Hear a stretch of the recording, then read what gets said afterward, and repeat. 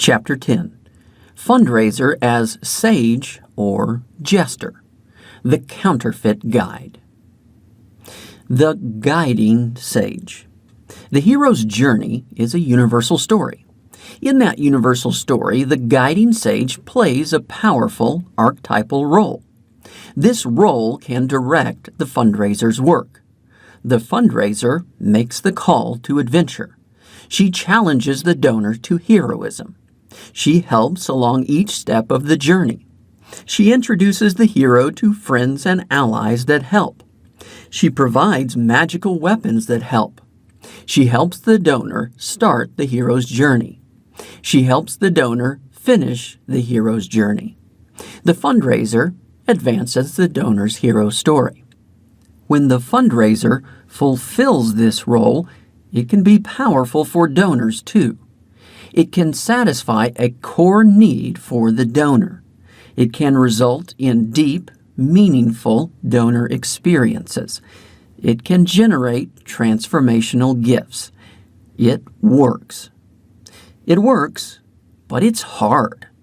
Fulfilling this role requires effort. It requires expertise. It requires authentic concern.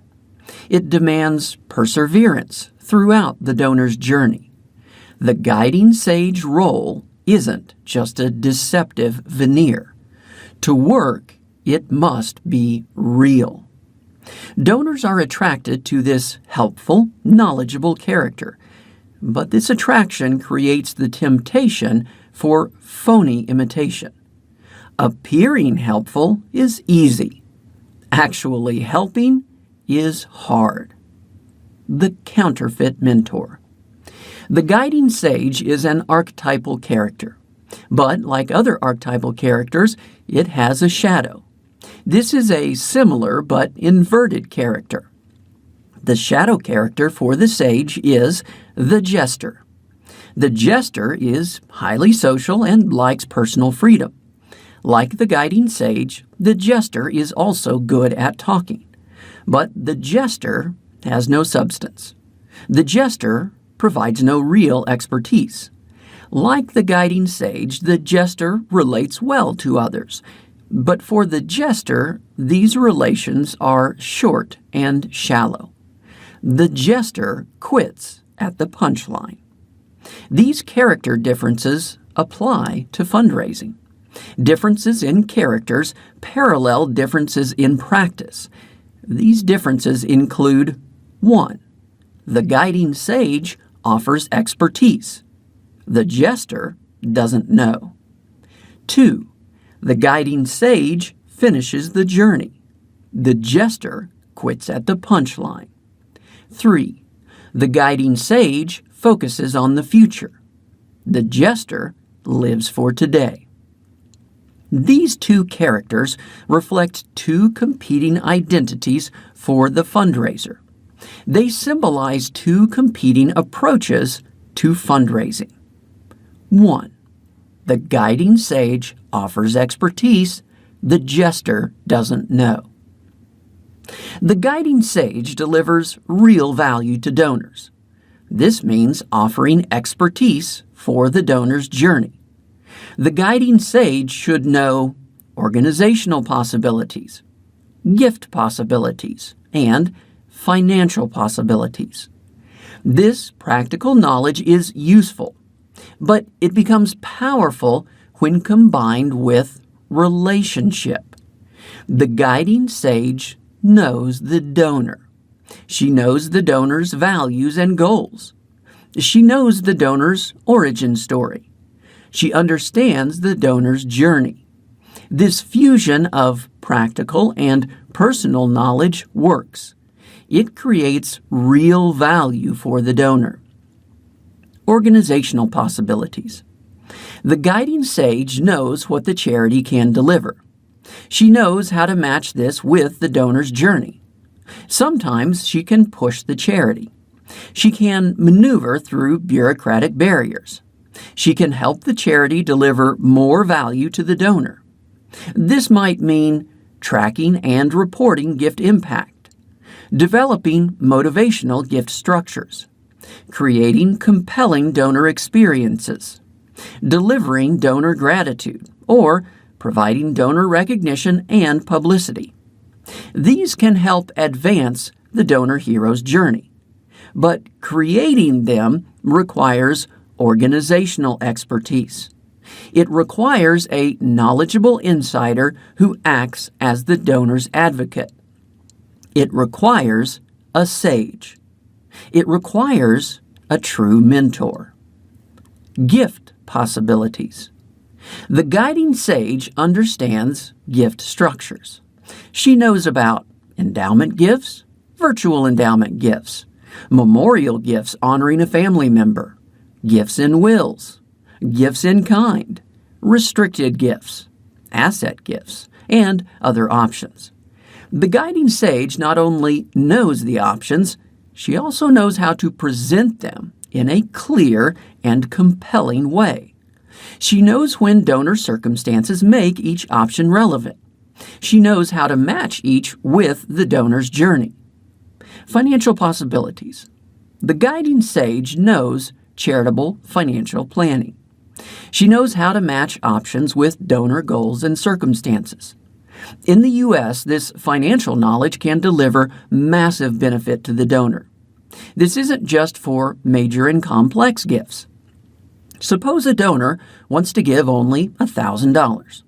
For non-itemizers, using qualified charitable IRA distributions or gift bunching could save over $500. Making the gift as appreciated assets could save another $371. Or suppose a donor wants to leave $1,000 in a will.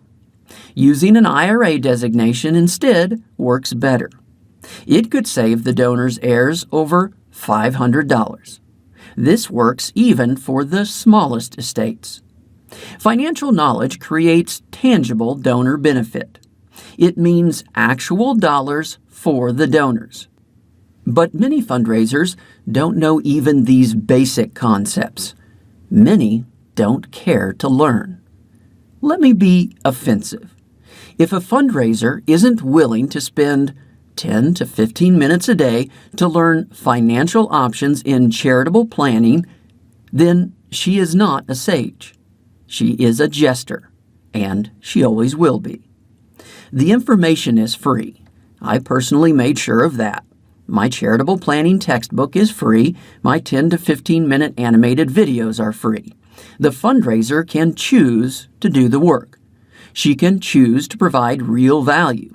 She can choose to help the donor. But helping the donor isn't limited to finances. The expert fundraiser can help the donor along the hero's journey in many ways. 2. The guiding sage finishes the journey. The jester quits at the punchline. Delivering the donor hero's journey. In the donor's hero story, the ask is the call to adventure. It promises the hope of victory. It promises a hero's journey. Delivering the hero's journey is about what happens after the gift. Was a gift part of a heroic process for the donor? That depends. 1. Did the organization confirm the heroism of making the gift? Was there recognition of the gift? Was there gratitude for the gift? Was this expressed by the organization? Was it voiced by the beneficiaries? Was it confirmed by publicity of the gift? 2. Did the organization confirm the heroism of the usage of the gift? Was the use reported back to the donor? Was it described in a simple, tangible, visual way? 3. Did the organization confirm the heroism of the resulting impact of the gift? Was there recognition of the impact? Was there gratitude for the impact? Was this expressed by the organization? Was it voiced by beneficiaries? Was it confirmed by publicity of the impact? These steps advance the donor hero's journey, but they are hard work. Both the guiding sage and the jester make the ask. But the counterfeit mentor then abandons the hero. The jester quits at the punchline. The jester quits at the punchline. This donor abandonment is common. The donor is promised a heroic journey at the ask. Then the donor is abandoned. Later, the donor is promised a heroic journey at the next ask. Then the donor is abandoned again. The journey itself is rarely delivered. There is no confirmation of the heroism of the making of the gift, the usage of the gift, or the resulting impact of the gift. What happens? Donors leave. A 2018 U.S. study reported the giving behavior of 11 million donors. About 80% of first-time donors gave nothing to the charity in the following year. If 80% of people who try our product won't buy it again, we have a problem. Clearly, the experience wasn't what donors wanted. What happened at the ask worked. They gave. What happened after the ask didn't work. They didn't do it again. The jester quits at the ask, but the guiding sage finishes the journey. When fundraisers become wise mentors, things change. They don't just promise to advance the donor's hero story, they deliver on that promise. They don't abandon donors in the middle of the story, and, in turn, they are not abandoned by donors at the next call to adventure. 3. The guiding sage focuses on the future. The jester lives for today. The effective guiding sage can deliver deeply satisfying experiences for donors. These can lead to transformational gifts for the charity. But this process is not instant. It takes time. Along the way, there will be temptations to violate the role. These violations might seem like easy ways to grab the cash. But breaking character ends the guiding sage role. Taking the longer view works better over time. This approach shows up in many examples. Encouraging gifts of assets. Cash is easy. Assets are complicated. Cash is instant. Assets take time and work. Administrators want cash, not assets. But asset gifts deliver tangible benefit to donors.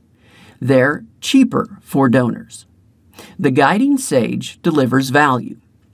She encourages gifts of assets. This frustrates administrators' desire for instant gratification, but it serves the charity's future by serving the donor. Over the long term, delivering value to donors in this way works. Research shows it results in much greater giving to the organization. Encouraging restricted gifts. Unrestricted gifts are easy. Gift restrictions are complicated. Unrestricted dollars are instant. Restricted dollars take time and work. Administrators want unrestricted cash, not restricted gifts. But gifts with instructions are often more compelling for donors. They are often better at advancing the donor's hero story. The guiding sage frustrates administrators' desire for instant gratification, but she serves the charity's future by serving the donor. Delivering value to donors in this way works. Research shows it results in greater giving to the organization. Delivering donor gratitude, impact reporting, and publicity. Taking a gift is easy. Delivering donor gratitude is hard. So is gift impact reporting. So is delivering compatible publicity. But these efforts are critical to the donor's experience. They advance the donor's hero story. Delivering value to donors in this way works. Research shows it results in greater giving to the charity. The guiding sage serves the charity's future by serving the donor. Advising against interest. Telling donors to do what helps you is easy. Telling donors to do what helps them is hard. Charity administrators won't understand advising a donor to make a gift later, smaller, to a different organization, from a complicated asset, through a donor-advised fund, with more restrictions or with income benefits. But this works. It establishes trust and credibility. It shows that the fundraiser is not just trying to grab fast cash. She is helping. She is a true guiding sage. This approach of advising against interest isn't just a fundraising technique. It works in all types of sales. This is especially true with stigmatized salespeople. Over the long term, delivering value to donors in this way works. Research shows it results in much greater giving to the organization. Again, the guiding sage serves the charity's future by serving the donor. Planting the seed or eating it. These moments of conflict provide a choice. Pursue instant gratification or invest in the long-term relationship with the donor. Building trust as an authentic guiding sage works. It's like planting seeds that will bear plentiful fruit in the future. Breaking that character for fast cash is like eating those seeds today. The guiding sage's long view secures the organization's future. It also serves the donor, but it isn't easy. There will always be the temptation to give up the true guiding sage role. Reverting to the jester is tempting. The jester is easier. The jester doesn't need to develop expertise. The jester quits at the punchline. The jester lives for today. Organizational conflict. Unfortunately, some nonprofits encourage the jester's live for today attitude. Some managers don't understand the long-term benefits of helping donors. Some aren't staying long enough to care. Ultimately, this live for today attitude doesn't work. It doesn't work for donors, it doesn't work for nonprofits, and it doesn't work for fundraisers. In a national study of fundraisers, quote, 36% of respondents said they left their last job to get away from the old school fundraising culture of we have to have the money now, close quote. The attraction of playing the live for today jester wears off quickly. It doesn't offer the depth of a meaningful, enduring, satisfying role. Conclusion. The authentic guiding sage is a powerful role. It works. But fulfilling this role isn't easy. Providing real value to the donor is hard work. It requires developing expertise. It requires effort beyond just asking for money. It requires building relationships of trust and value over the long term.